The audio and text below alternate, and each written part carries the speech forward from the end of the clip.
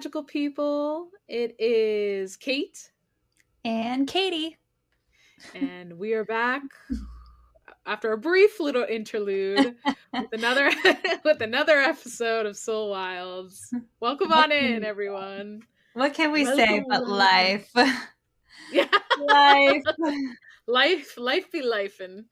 Oh my gosh. Life But be that's okay. lifing real hard. So she's lifing pretty darn hard. But we're here. And a happy winter solstice to all who celebrate, and also a merry Yule. We are now in that Yuletide spirit for real now. It started yesterday, so hopefully everyone's enjoying some cozy time inside. I don't know, what are you gonna do for the Christmas time celebrations, Katie? Absolutely nothing. Absolutely nothing. I refuse. I'm literally going to spend time with myself and my cat in my own space, and it's going to be glorious. I don't know what I'm going to do, but it doesn't matter. It doesn't. It really doesn't. Yeah. I love it. I removed myself from the things that stress me out, and I'm just gonna do me. And gonna do you. People might see that as selfish, but really it's what I need. So yeah. What about you? Doesn't really matter. Kind of a bit of that. I definitely want to spend some time by myself. Gonna be hanging out with the family a little bit, and honestly just taking some time to catch up on some sleep, maybe do a couple Yule traditions here and there, but other than that, I'm just vibing. So well, I'm excited to learn more about the Yule today, because I know you're going to share a lot, so I cannot.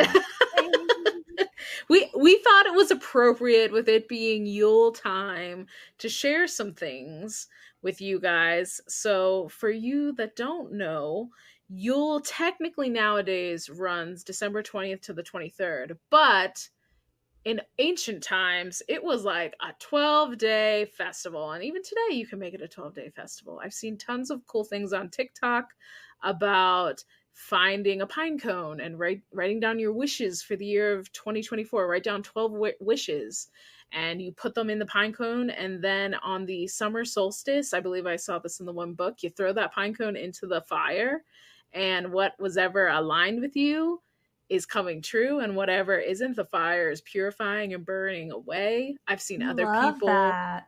Isn't that dope? I need to find a pine cone. And they were like, be careful, because those things burn. They burn real crazy. So it could start a house fire. So don't do that. Do it. Well, not inside. I want to get our group together and do that. That would be so cool. I think that'd be really cool. Other people I just saw are writing down a goal each day for 12 days and putting it in a jar, leaving it, and then they're going to look back at the end of the year. Like, there's so many different things that present day you can do today. You know, you don't have to make a huge thing of it. But we're going to start with a little informational. The Festival of Yule brings in the arrival of... tell them. You! I have to. You! It's okay. You! It's okay. You! I just saw that meme today, and I was like, yes. I love the meme that's like, if I'm not visited by ghosts of Christmas past, present, future, I don't want it.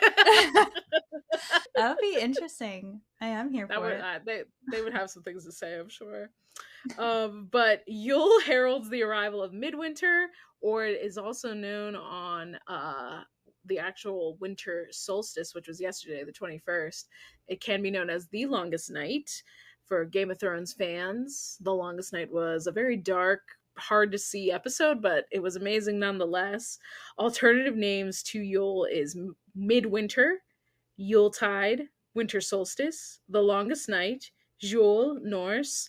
I'm gonna totally butcher this. Alban Artwan, Druidic, Christmas, and Mother's Night, which is technically day one in Scandinavian Norse tradition, otherwise known as Modronikt, which is very interesting to me. We'll run down those 12 days that they used to celebrate, and some probably still do today. Do we know why it's 12? Like, where did 12 come from? Because I feel like we 12 use months. That for a lot of things. Okay. Yeah, it's like 12 like days a cyclic. Of Christmas, 12 days of this. So I was like, yeah. 12? I think it's cyclic, but Also, the calendars were different back then, so I'm not exactly sure where 12 comes from, which is Mm. interesting. Let's see. The first night of Yule is dedicated to the remembrance and honor of female ancestors and goddesses, which I thought was really cool. Some of the goddesses associated with Yule are Frigga, Brigid, Isis, and those are the and Freya, I believe. Freya is another very prominent Hecate as well, because that's a lot of people cyclic, things of that nature. Day 2, the actual winter solstice or Yule, the shortest day of the year, celebrated with feasting, merriment, and the burning of the Yule log to symbolize the return of the sun. So a lot of Norse Scandinavian peoples would fall an ash tree. Specifically, I read it was an ash tree, and then they would burn the log for 12 days. In Celtic tradition, they would burn the log all night, especially on Yule, to keep away evil spirits that they didn't want in their homes. And that was demonstrated. Interesting. We still burn Yule logs. People will put Yule log burning on their TVs if they don't have a Yeah, fireplace. And people, I guess, exactly. never, I know my family never thought about what the heck a Yule log was. They just saw, oh, fireplace. That's nice and Yeah, comfortable. Yule yeah. logs. So interesting. And some people make desserts like a Yule log and stick their Oh, candles in there. yeah. Yeah, they make Oh, like a yeah. Like roll. the rolls. Yeah. Oh, my God. This is nuts. Mm-hmm. This Who has knew it was survived all a linked? long time. Yeah, it Wow. is all linked. That's And so cool. that was demonstrated. They talked about that briefly on the winter episode of The Chilling Adventures of Sabrina. And they also introduced Gryla. And in the show, Gryla wasn't kind of, I would say she was a neutral chaos character, or like a chaotic good. What is a neutral chaos? Because I feel like I identify with that. It's like, I would say, like, there isn't really a concept of like good or bad. They just are kind of just like chaotic. They like to cause chaos for no rhyme or reason. Oh, Although I mm, would say she might be a chaotic good, where like she was a chaos type deity mm. or entity in the show, but she also punished those who, did harm to children. Wow, the actual fairy tale or lore of Gryla was that she would snatch up children. She wasn't necessarily a good character in those stories. It was like a similar story to Krampus, Mm. that they I would was tell gonna say that's children what it still. sounds like. Mm. So they wouldn't be naughty. They wouldn't be naughty, but she would collect children essentially. Now it's Santa's watching. Yeah, yeah, Always Gryla's watching. watching. Yeah, she's always watching. Day 3, the Feast of the Wild Hunt, a day associated with the spectral procession of the dead and various deities across the night sky. Odin being the main deity, riding on his steed, I believe an 8-legged steed. But basically, he and some other deities would ride on the galloping winds of Sleipnir. I tried it. It's not great. That's the name of the steed. Accompanied by a group of spectral huntsmen and their hounds. He determined the fate of all those he came across. Those deemed no longer fit to roam the earthly realm would be rounded up and hand delivered to the underworld, Hell.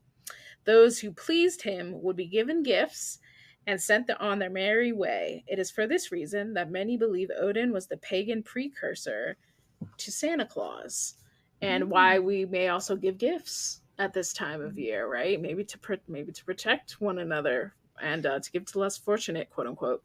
Completely Yes. unrelated story, but I don't know why that description just made me think of Beowulf. Not the same story, I am but like Beowulf. I don't know why I'd had that image in my head of Beowulf. That time frame, I guess, maybe, but I was just like thinking that. I don't know. I mean, they had a huge feast, and then that Yeah. guy, was it Grendel? He comes in, he's like, ah, Mhm. being weird. Day 4, High Feast of the Gods, a day for honoring the Norse gods, particularly Odin, with toasts and sacrifices. And then day 5, Feasts of the Ancestors, a day for honoring all ancestors and the family lineage. And obviously, much like Samhain, the winter solstice, Yule, is also a time when the veil is very, very thin, so that we can commune with those who have passed and carry on the traditions maybe that they had during this time of year. Day 6, Festival of Community, a day dedicated to community bonding, often involving the exchange of gifts and communal activities, which we still do to this day, right? We all get Mm-hmm. together, little Christmas party, white elephant gifts, or we exchange gifts. Day 7, celebration of Thorblot, Thor's feast, a day dedicated to the Norse god Thor, marked by feasts and storytelling. Day 8, Freya's Day, a celebration of the goddess Freya, focusing on love, fertility, and beauty. Day 9, Sacred Night of the Lady, a night devoted to Frigg, Odin's wife, and the domestic arts. And Frigga is also involved in. We talked about this, so we said Hod. We remember we pulled that card out the one time, and I was like, go figure. But Hodor and Balder, two sons of Frigga. Obviously, there was a little mix 'em up because Hodor accidentally is tricked into killing Balder by Loki, and Frigga was very upset by all the discord caused between her two sons and the death. Um, and obviously things kind of get reestablished, but it's said that Frigg was so beside herself that her tears turned the mistletoe's berries milky white. Frigga vowed that from then on, mistletoe would bring only peace and love. Against all odds, Balder survived Ragnarok and was brought back to Frigga on the winter solstice, the date of his birth. This is much like the Greco-Roman myth of Persephone and Demeter and the Celtic tale of the Oak and Holly Kings. The story of Frigga, Balder, and Hodor is analogous to the death and rebirth of the sun each year. So a lot of the mythology in a lot of different cultures was centered around the sun returning, and that's why they burned the Yule logs, is to encourage the sun to come back, which it did. And even though we had the longest night, we end up having a brilliant day the next morning. And then the last couple of days, day 10, day of remembrance for the fallen warriors, a day to honor those who have fallen in battle. Day 11, sacred night of the Oak King and Holly King, symbolizing the battle between the Oak King, light, and Holly King, darkness, with the Oak King's victory heralding lengthening days. Interesting. So that was more towards what we had kind of talked about with Frigga. There was a battle between the brothers. So with this as well, the Oak and the Holly King, they would often write songs for the kings. There's even a little in the one book I'm using for reference. There is a ritual called the Coronach for the Holly Kings. Honor the reign of the Holly King as he is dethroned by the Oak King. And so they kind of instruct you to write a little verse, whether it be a poem, a song, and it's called a coronach, which is an Irish dirge or funeral song sung by Celtic women as a wailing lament known as keening for the dead. This ritual coronach, ideally performed on the winter solstice as the Oak King takes his place on the throne, is a farewell song for the Holly King. The lines below serve as an example, but if you would like to write your own coronach for the Holly King, you might find that the ritual of writing enchants each line with your magic. Typically, coronachs are written in any number of quatrains, which with each line having 7 syllables and a rhyming pattern of A B A B, C D C D, and so on. So if you remember high school English and the what was it called, iambic pentameter and all that kind of stuff, you'll remember how to write like an ancient poem or verse. So that's very interesting. And then finally, on day 12, called the 12th night, the final night of Yule, often involving feasting and the lighting of candles to guide the spirits back to the other world. What a celebration. Lots to do. That's like overwhelming. Oh, who doesn't love a good feast? The feast of feasts. I was just researching a little bit because I don't know that much about mythology, and I wanted to freshen up. And I was looking at Frigg versus Freya.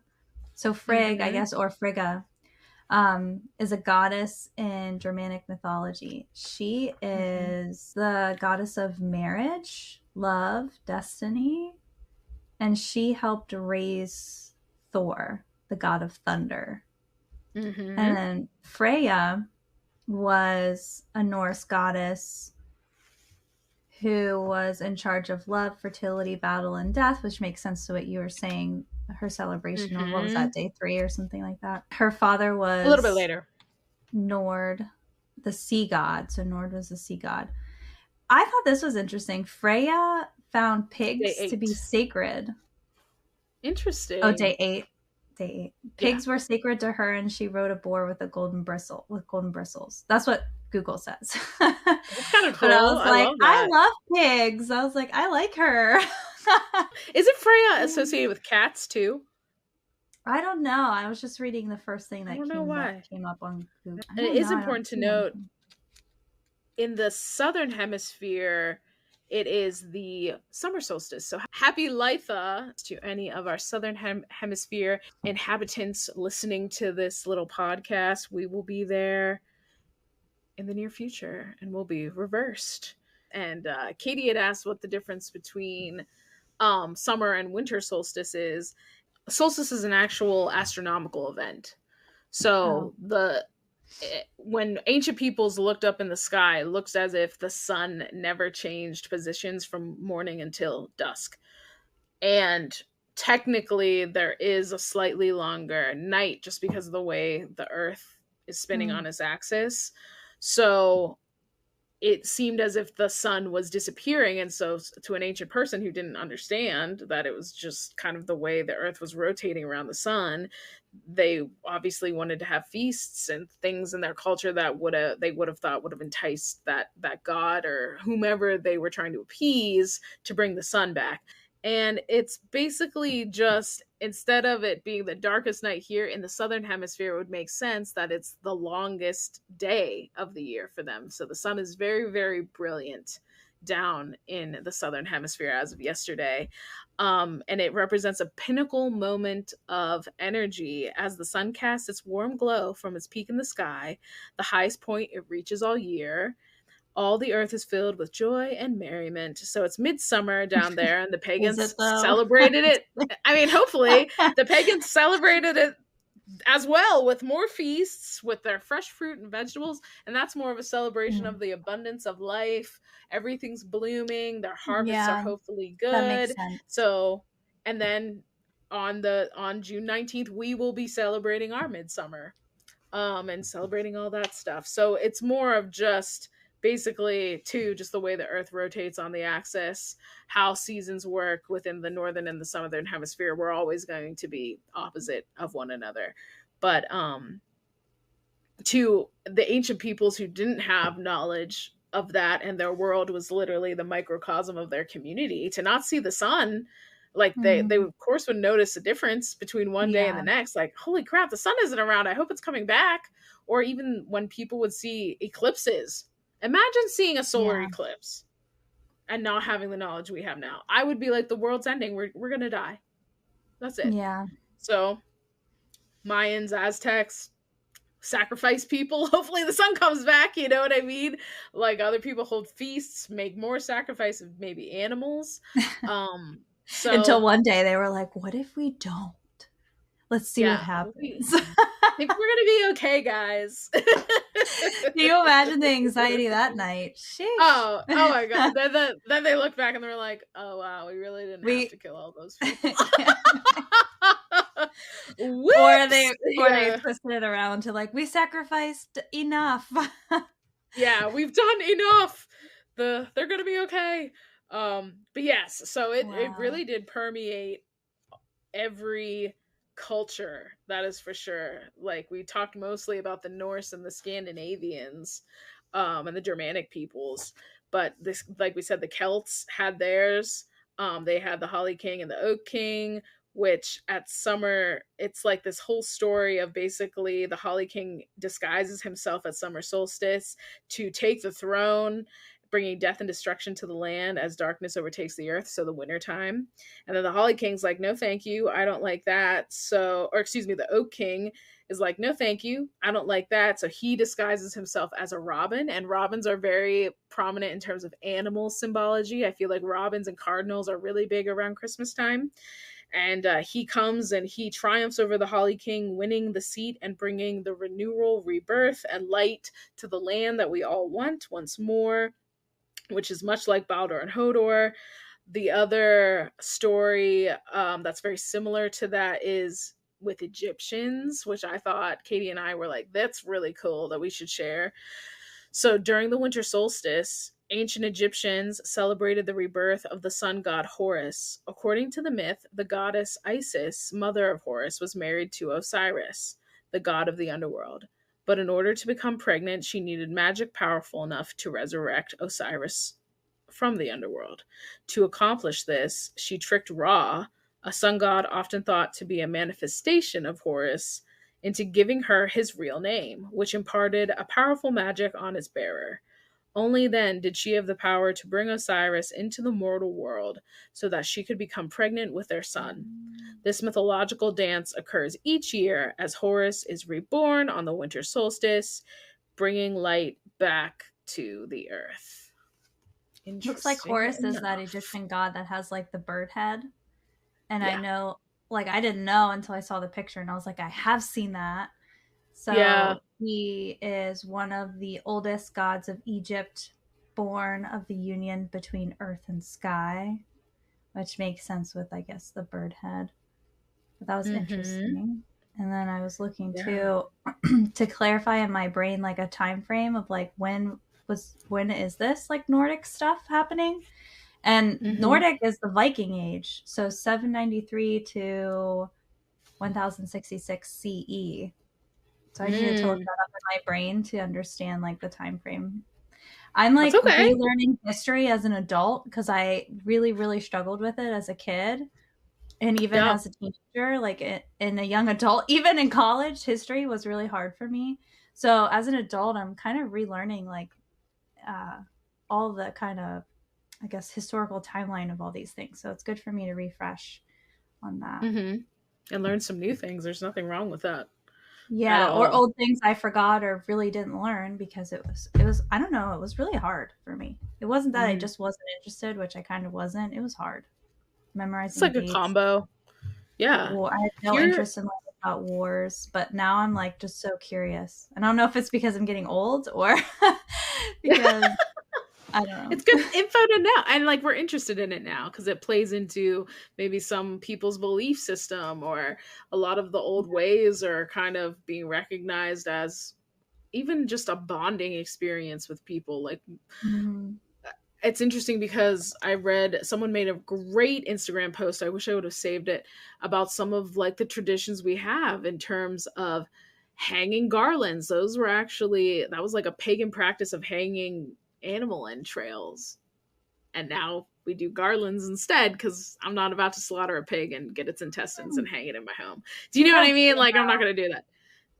Isn't that crazy?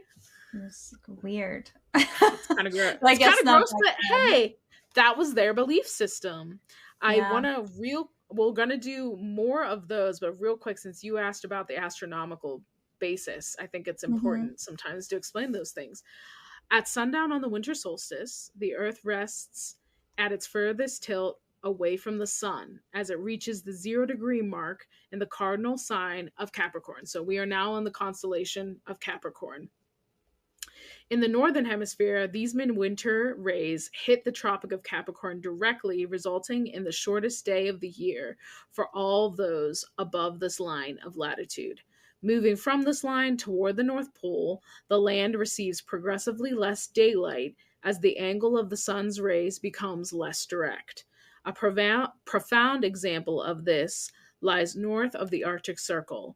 When the winter solstice casts its shadow across the northmost parts of Alaska in the United States, Canada, Russia, and Scandinavia, the land remains completely shrouded in darkness. So if you've ever seen The Proposal, where it's true, there's times when Alaska, it's day all of the time, or that it's dark all of the time. And it's because of this phenomenon. Even at high noon, the sun barely peeks over the horizon before dropping back down and plunging the land back into nightfall. So it would almost look like dusk at times in Alaska. It's never completely light when this is occurring. Although the winter solstice brings incomparable darkness to the land, it also heralds the arrival of what many pagans refer to as the lighter half of the year. Initially, this phrasing may seem confusing. Why is the darkest day of the year celebrated as the return of light? In witchcraft, we must always remember the adage that in death there is always rebirth. Just as things can only get better from rock bottom, days can only get brighter from the darkest hour. From this moment until the summer solstice, the earth will tilt back towards the sun. As the rays fall more directly on this hemisphere, the days begin to lengthen. And so, we celebrate the winter solstice and Yuletide season, not only as a fond farewell to the darkness, but as a warm welcome to the return of the light and the rebirth of the sun. In the night sky, the three stars of Orion's belt align with Sirius inside the asterism of the winter circle, a recognizable pattern of the stars that illuminate the dome of the winter solstice. The seasonal full moon that occurs in December is known as the moon before Yule or the cold moon. In North America, it is sometimes referred to it as the long night's moon because it hangs over the darkest month of the year. The cold moon is a time to rest and rebuild your energy as you rekindle the fires in your home and hearth. Beautiful. Wasn't that nice? It was. Yeah. That was taken from The Ultimate Guide to the Witch's Wheel of the Year, Rituals, Spells, and Practices for Magical Sabbats, Holidays, and Celebrations by Anju Kiernan. I just need this book, so It's good. It's chock full of information. I'm so interested. Yeah. Like where these traditions like come from and how it's so sprinkled into our practices, even in Christianity and other religions or even non-religions that we just do out of tradition in general today. Right? And we have no idea why. We just do it because it's tradition. Or like where we're very much from. Yeah. We still are very tribal peoples where we do the tradition just because I feel like humans generally gravitate towards routine, you know, and meaning. And because some of those traditions, especially if it's within your family, that's also a way to keep our ancestors or the people who have passed on, especially if we were loving and close with them, it keeps them alive. Because if it's their tradition, that's their energy still recycling every year. And we get to kind of play that out, which I think is kind of cool. Or to like praise or recognize life or Jesus's birthday. Not that I practice that anymore, but even in that practice itself, I mean, that was practiced a long time even before, or even, I wouldn't say before, but you know, in other traditions, it sounds like with the different gods and goddesses that are brought up in paganism too. That's pretty cool. Yeah, the pagans predate Jesus by a while. So I think I'm of the belief that definitely borrowed, or if they weren't before, they were like, I think they were technically more before, but if we really wanted to like reach even during the same time, but a lot of those stories predate the birth of Christ by a long shot. And even just the peoples in general that would have been alive, like his and within his generation would have probably, some of them, been brought up on those traditions, interestingly enough.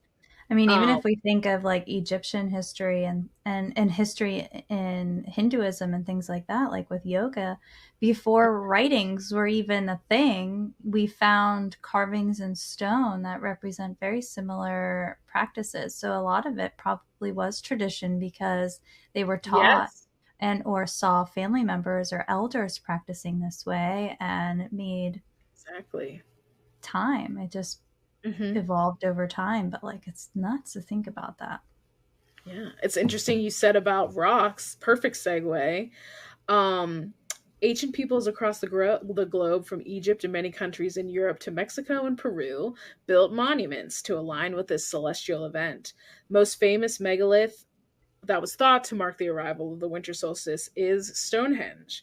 It's a Neolithic stone monument built on Salisbury Plain in England. We all know, most of us probably know about Stonehenge. Each year, many modern pagans gather at the prehistoric site to honor the return of the light and stand at the avenue to watch the midwinter sun set between what remains of the tallest trilithon's uprights. Other Neolithic monuments are Newgrange in northeastern Ireland and Maeshowe, I don't know if I said that right, in Scotland. They welcome the midwinter sunrise as chambers in their tomb-like mounds fill with light. In Luxor, Egypt, sunlight fills the sanctuary of Amun-Ra as the sun rises through the entryway of the Temple of Karnak. Mm. I think that's pretty dope. We talked about this where those peoples built these amazing temples or, stone monuments to totally correspond astronomically to how the Yeah. stars were aligned, where the sun was rising, where it was setting. And to me, that's just insane. It's bananas to me that those people, they just had so much knowledge without Yeah. modern day technology. We've been in awe about the sky and the stars and the way it moves forever, for our entire existence, I feel like, that we know of. I mean, even today, people, I think, some people have lost their way or their care for it because they get so stuck in what's happening to them personally in their life. But like, it's so much bigger than this. Mm-hmm. And understanding the beyond, which makes me think of Horton Hears a Who, which also makes me think of Men in Black, where like he sticks his finger in the little, and they're like, ah! It's like, what's out there? Like, are we just like these little tiny ants? Like, oh my gosh. That's so funny. Yeah. But Crazy. I think overall, it's just fascinating how what we continue to carry on, what is important to us, and how something has evolved from like a 12-day feasting with Odin carrying out judgment and, honoring Thor and Frigg and Freya, sacrifice and community, and like what we've taken and now we still apply it, to our lives. And we get, the Christmas Carol about the people from beyond the veil visiting this man and telling him he needs to change and he should be nicer. And we give presents now in terms of our family and friends, and that it still is very much about community. And there's like this collective energy around Yuletide, and you can feel it. And sometimes it can get a little stressful. People can be a little angry, but I've really been trying to like focus on what it is about. And I think it's about community and how we need to hold on to that, because now more than ever, we need to connect with one another and understand there is synergy between all things, and we are all connected and we can all impact each other in a really positive way, whether it's helping each other out monetarily or lending a hand or whatever that looks like during the season and throughout the whole year. So, beautiful. Yeah. I was just thinking about how awful people are driving right now. Like, I was just yesterday, people are just angry driving and honking and not letting people over. And I was just like, that is not what the holidays are about. Like, slow down. You're going to hurt yourself. Yeah. You're going to hurt someone else. Mm-hmm. Why is there so much, like, just slow rushing down? Mm-hmm. I got home and I was like, sheesh. Sheesh, people. Oh my gosh. I know. Chill out, bro. Yeah, I was just blown away by that. And it's like, so that message I think is really important. Mm-hmm. But like you said, with like, in terms of Christmas, as in even just the tradition surrounding Christmas, like Saint Nick, he was an actual saint that the Catholic Church celebrates, Saint Nicholas. And he was said to help out children and the less fortunate and be like a fixture in the community of goodwill and peace and love. And I feel like other symbolism, reindeer are definitely a Yule symbol, right? Mm-hmm. Now we have reindeer with driving the sleigh. Other animals associated with Yule are boar, bear, cat, elk, goat, horse, the reindeer, like we said, robin, snowy owl, stag, and wren. Herbs associated, even bayberry, blessed thistle, peppermint. Peppermint's definitely a staple. I think sometimes when I think of Christmas, I think of peppermint. I don't know why. We have the candy canes. Peppermint They're bark, also named, girl. yeah, peppermint bark. Give me that bark. Rosemary is also Give me that associated. bark. Give me that bark. But obviously bark, then the Yule log, because what's on the logs? The bark, like all that crazy stuff. Lots of parallels. Incense and oils, bayberry, cedarwood, cinnamon. We all think of cinnamon. I think when I think of this, I associate of cinnamon. I don't know why. Clove, obviously, frankincense and myrrh. Those are the incenses that the three wise men brought baby Jesus in the manger. Orange, pine, and sage, interestingly enough. Evergreens were symbols of renewal during the Yuletide. Holly was a symbol, like we said with Frigg. She wanted it to be of love and hope.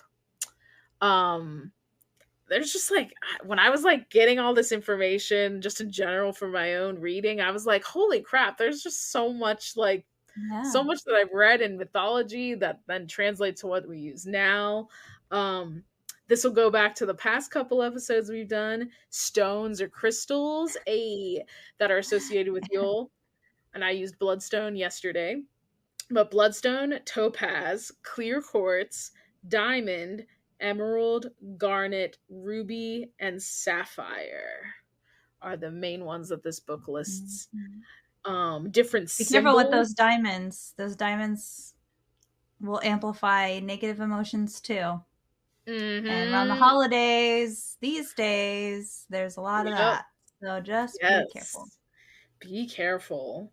Symbols, ghosts, holly, light, mistletoe, poinsettia, which I read something really cool about reclaiming the actual name of poinsettia, because Poinsett was the dude that like it's named after. He was terrible. Palmander ball, sun, wheel, and Yule log. Um, Real quick before I get into the story of the poinsettia, let's talk about mistletoe real quick, because I found a cool little story about the origins or of the Ooh, tradition. fun. Yes, yes. So, mistletoe, which represents the female element, is very important as it was used by Druid priests in special ceremonies during the winter solstice. They believed that its green leaves represented the fertility of the mother goddess, and its white berries the seed of the forest god or oak king, which we talked about. Druids would harvest the mistletoe from sacred oak trees with golden scythes, and maidens would gather underneath the trees to catch the falling branches, preventing them from falling to the ground. For if this happened, it was believed that all sacred energy in the plant would pour back into the earth.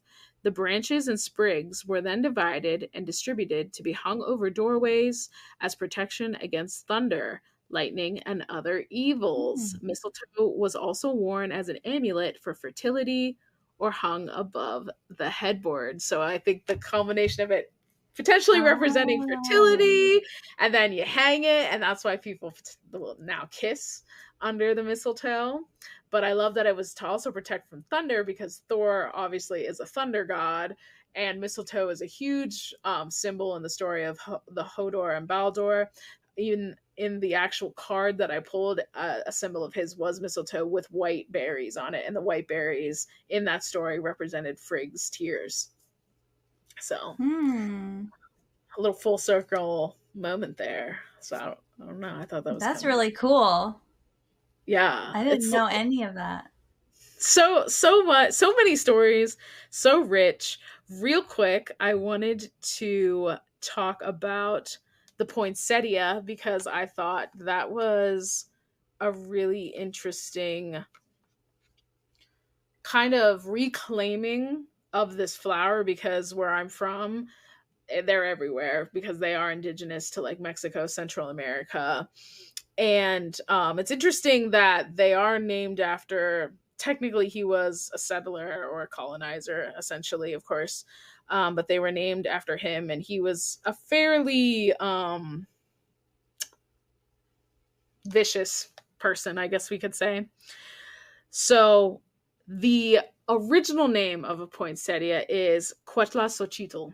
So it's spelled Cuetlaxoicitl, which Etl is always kind of pronounced that way, especially with like the Nahuatl language. I'm still learning it. I would love to eventually maybe learn Mayan, but I know that's going to be hard just because not very many people speak it still. But the Quetzalcoatl flower is native to Mexico. This is a sacred flower that was colonized and written off in history as a discovery of Joel Poinsett in the 1800s. Joel Poinsett was a slave owner who promoted white supremacy and slavery in his travels and in his political career. He has also been responsible for the displacement of many indigenous peoples along the way by forcibly removing them from their native lands. The Quetzalcoatl originally had nothing to do with Christianity or Christmas. They were a sacred plant used in ceremonies to celebrate the birth of Huitzilopochtli during our winter solstices. I probably butchered that. I apologize. They were also used for medicinal and healing purposes to cure sicknesses, aid the flow of breast milk, as well as for dyeing fabrics, because they aren't technically flowers, it's actually red leaves. Reverse the harm by calling our Xochime by its original name, Quetzalcoatl, and correcting those around you. So I think that's kind of a little story behind that flower. I have one. I finally mastered the art of keeping my Quetzalcoatl alive, because I used to be really bad at keeping them alive. But I think it's always powerful to reclaim the name that it would have originally been called by the people that facilitated that flower and used its medicines to help others. But there is actually kind of like, I never realized this, and oddly enough, it was from a movie on Hallmark Channel, which I know, whatever. But there, oddly enough, it was about a poinsettia farm, which I was like, wow, small town guy owned it. Actually a small town girl, her family. Whatever. And a city guy came along. Big city guy came along. He was married. But it was okay to cheat on his wife because it was meant to be. That's different for Hallmark. Or something. I don't think he was married. But like, do you know what I mean? The person's always in a relationship. And then they like come to this small town and it's like, it's okay to cheat on my fiance because he's boring. Oh my god. And the city girl needs to learn from this small town man. But apparently poinsettias need to be covered for a certain amount of time and then exposed to like sun or whatever to get the leaves to actually change red, which I never realized. Why? But yes, it's just the way that they are meant to be grown. But, yes. Mm-hmm. Well, I guess because green chlorophyll, the sun will be absorbing the sunlight, which gives leaves their green color through that whole photosynthesis cycle within the plant. So you would want to block that, because it's like when the fall leaves turn orange and yellow, right? That's actually the leaf dying. So technically, I think to get these leaves to turn red, it's actually like that chlorophyll kind of like probably decreasing in amount in the actual leaf, and then the red comes out. Don't ask me how I know. It sounds horrible. Hey, plant, listen, we're going to starve you to death until you turn a pretty color, and then you can see the sun. Like, what the It's for Christmas. It's okay because it's for Christmas. Now I'm like, is that plant in pain or does it enjoy it? I don't know. I have questions. He's just going to have to deal. That plant's going to have to deal. But yeah. Quetzalcoatl, not poinsettia. Let's start a trend. Let's go for it. All right, let's slow it down. Teach me how to say it. Quet. La. Xochitl. Quetzalcoatl. Yes. Oh. Ooh, I've learned that quick. Okay. I mean, I'm not like a native speaker, so people listening to this might be like, that's wrong. We But do I our think there's a best. couple different names. There's dialects. There's a couple different names. I mean, for sure, Spanish is like a very broad Yeah. way. Same as Mayan, Nahuatl. Mm-hmm. There's just tons of dialects. But Yep. I thought that was a cool story. I was like, I'm gonna post that because that's like, I like it. I like the reclamation Yeah, I like of it too. things. I It's like the fun. decolonizing of things. I think. Would you want to talk? I can like talk a little bit about the Yule tree since that is a fixture in all of our homes. And obviously, we put a star, or you Mm-hmm. might Yeah. say a pentagram on top of the tree.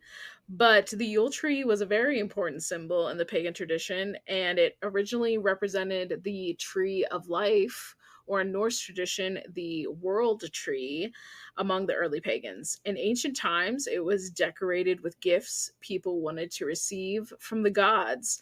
It was adorned with natural ornaments such as pine cones, berries, and other fruit, as well as symbols sacred to the gods and goddesses. In some holiday traditions, garlands of popcorn and berries were strung around the tree so that visiting birds could feed off the tree as well. So it was also all about giving back to nature, feeding animals in this time where it was probably hard to find food.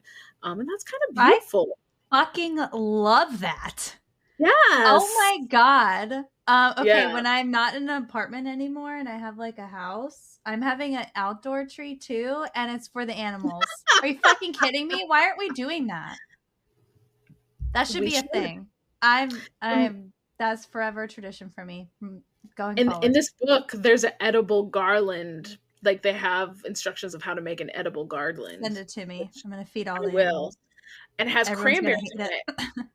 And that's a core memory for me, even though they weren't real. We had, growing up, we had this string of beads that essentially look like cranberries, and we would put that all around our tree. And now I want to find a garland like that, or I've make seen one and people start do doing that. oranges.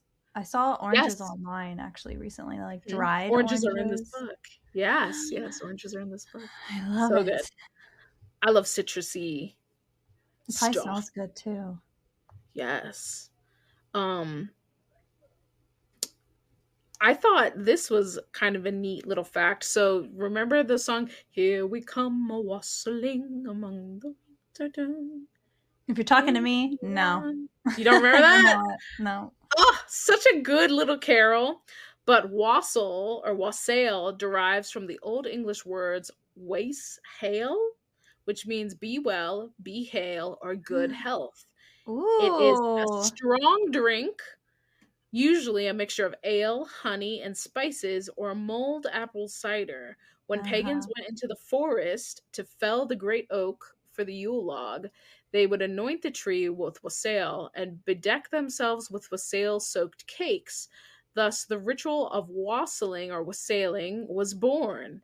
At home, I guess it would wassail, it would be said called wassail, would be poured into a large bowl during feast time, and the host, when greeting his or her guests, would lift a drink and wish them waste hail, to which they would reply, drink hail, which meant drink and be well. Well, I will tell you something. There is a local wine at a local vineyard near me. They Mm-hmm. changed names a couple years ago, but it's now called, I had to look it up really quick because I can't remember the actual name of the brand. Sweetland is the new name of the brand, but it's Ooh. from a local vineyard in Maryland, and they have a spiced wassail flavor. That's my fave during the holiday. It's sweeter, but it is like spiced, Sounds and you good. warm it up. We either just throw the bottle in like hot water in like a crock pot, or you can like pour it in the crock pot. But it's freaking delicious. 10 out of I 10. If love you that. can do a little, it's not heavy on the sweetness, but it is sweeter. It's a sweeter wine, but oh, it's my favorite. Warmed up during the holidays. That sounds Yes. amazing. And even though everyone in my friend group, our friend group, was like just taking a huge dump on eggnog, I still love eggnog. I Eggnog is can't. I I didn't want to be vulgar, can't. but y'all were like taking a huge dump on eggnog, and I was not having it. I was not here for it. I was like, this slander is wrong. I just can't with the eggnog. But hey, It's so fucking good. Some people do it. It's I get it. And it's not raw eggs. You literally are supposed to boil the, the eggs. You're supposed to get it to like 160 degrees before you consume it. So, just saying. I think it's so good. I want to end up making some. I found a dairy-free version at the Giant Eagle near me. I'm here that's for it. nice. It's I mean, really dairy good. free. Doesn't hurt my Trying tummy. to look at what spices are in this spiced wassail. It's from Bordy Vineyards. If you live in the area, love them. Love it. I know. I used to go there a lot. I feel like my early 20s were like my prime time where I actually was like doing things with my life, and now I just like work and stay home. Yeah, I don't know what I love happened, that but for us. I don't. I feel like I could do better. I don't know. Then I guess I don't love it so much. I don't know. There are times when I do, but I need to do better. Like getting.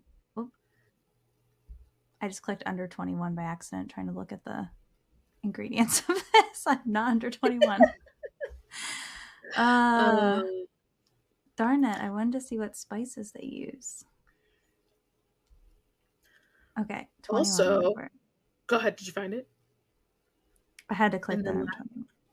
Oh, it doesn't say. It just says sweet, hearty red. It doesn't say what spices over here. Darn it. I wish I had a bottle I could bring out. Oh well, moving on. Lastly, I just wanted to hit on witch balls. You know about witch balls, don't you? Is that like the decoration that you did that one time? Mm-hmm. Then yes. It's like,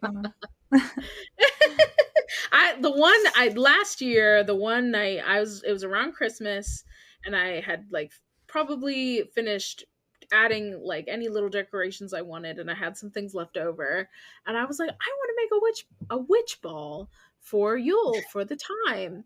And basically, I'll hold it up. So if we ever post these videos, we always say that this is what it looks like. It's like a little ball ornament. Yeah. Yes. You can get them real cheap anywhere, honestly. I got mine from Michael's. But it is a hollow sphere of glass, and historically they were hung in cottage windows in the 17th and 18th century England to ward off evil spirits, witches, evil spells, ill fortune, and bad spirits. It is still used today extensively throughout Sussex, England, and continues to hold great superstition with regarding to ward off evil spirits in the English counties of East Sussex and West Sussex.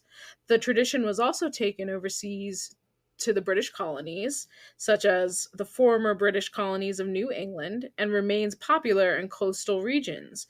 Examples of the witch balls in use can be seen in the windows of houses throughout the counties, anywhere from small rural villages to coastal towns and cities. Examples can also be seen in shop windows as well, often not for sale as they are so highly prized. Interestingly enough. So I kind of made mine a little manifestation witch ball, and I put in fake, of course, but I put in pine cone, a pear for fertility, creation, manifestation. I put in some things. I had some beads that look like cranberries. I think I have one that kind of looks like a juniper berry. I put in fake holly leaves and fake like a fake elm type looking little garnish there. And then I used some gold confetti because gold is an amplifier and it also brings in fortune. I used black stones or beads to represent like obsidian or even like any onyx for protection. And then I added in a little bit of my eggshell that I prepared for protection, and I closed it all up. And I do think I put in some oils. I just like dabbled in some essential oils. I forget, probably some peppermint, I'm imagining, and used it as like a little manifestation ball. And then you can tie some string on it, and the string is actually thought to almost act as like a spider's web to catch the bad spirits. So when the string was like kind of strewn all over these people's homes or in their windows, that's what also they thought would catch like a bad spirit or entrap whatever might be evil and trying to get into their homes. So Which is yeah. not a crazy stretch from things like dream catchers. So, See? It's connection. oh yeah. Oh yeah. So basically the thoughts behind why the witch ball worked, according to folk tales, witch balls would entice evil spirits with their bright colors. The strands inside the ball would then capture the spirit and prevent it from escaping. Another tradition holds that witch balls or spherical mirrors prevented a witch from being in a room because witches supposedly did not have a reflection or could not bear seeing their own reflection. Yet another variation contends that witch balls were used to avert the evil eye by attracting the gaze of the eye and preventing harm to the house and its inhabitants. There you go. I like the evil eye thing because I love having like evil eye stuff around my house and all that kind of stuff. But yeah, that was kind of the last little fun fact that I had. So many That's things. so cool. Do you keep that in your window, or where do you keep yours? This is in my office actually where I'm Okay. sitting. So I keep that in my office. I have it like right in front of my it's on my little coffee table. I originally had it in my living room last year, so I kind of move it around the house. I love these ideas. I feel like, so I'm like in a place where like I'm changing the way I'm decorating for holidays. I didn't do it this year, but it was the first year I actually felt compelled to. Mm, I've had a hard time like coming back the last couple of years with some changes in my life, but like celebrating the holidays. But finally I want to, and it's like I want to do it differently that feels more mm-hmm. like valuable to me, not just things, because I feel like it becomes just things so fast. And I don't want that. So now I'm Yeah. like thinking, how can I do these natural things that you shared next year? And I'm really excited about doing it. And I think I'm going to. I love Very traditional Yule type things, but more for the animals and the spirituality of it. I'm excited. mm-hmm. Thank you for I'm sharing that. excited Is for that you from the too. same book? It's kind of from things from all over the place. I think Okay. that's from the internet. I was like, if That's it's in the that book internet. too, like I just need that book. But that's so cool. Most of the stuff was from the book. This book has a lot of resources in it. It has a lot of ritual that you can do. I think it's just chock full, and then obviously the internet. So if you guys have any questions, we can definitely get you resources. So no big deal at all. But yeah, I'll have to send you. There's a Yule wish powder. So preparation for the new year in here, tarot wheel of the year spread, which I use anyway, snow water meditation, which I'm going to be using, I believe, I collected some snow water the other day from both my home and my office. There's the edible tree charms, welcoming the sun ritual, all kinds of stuff. I got some cool stuff in here. Yeah. Love it. Well, we hope you all learned a lot and enjoyed learning about Yule if you didn't already know about the Winter Solstice and Yule. You. Yule! Soldier Boy, tell him. Oh my god, I need to make like a whole rap now. You should. I probably We would. hope. Have the creative energy for it. It's okay. We hope you all have a wonderful holiday season, whatever you celebrate. And that's all I got. That's it. Be kind, slow down, and only put yourself in the situations that bring you joy. Yeah, protect I saw yourself. Even something. on holidays. Yeah, and I saw something on the internet, and it was like someone saying like, well, I'm doing it to keep the peace. And then she was like, well, whose peace are you keeping?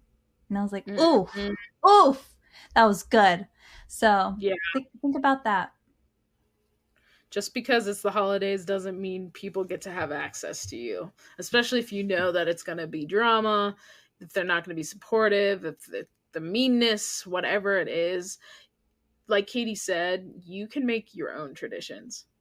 If there are traditions, maybe someone who has passed that you were very close with did, maybe make that your tradition. Bring some of those back, and you can do it on your own or with chosen family. So you are not alone. We totally see you. I feel like we may relate to some of what you're going through more than you think. And we're sending you love this holiday season because it can be a hard time of year, especially if you have cut ties from family that just doesn't align with who you are anymore. But we love you.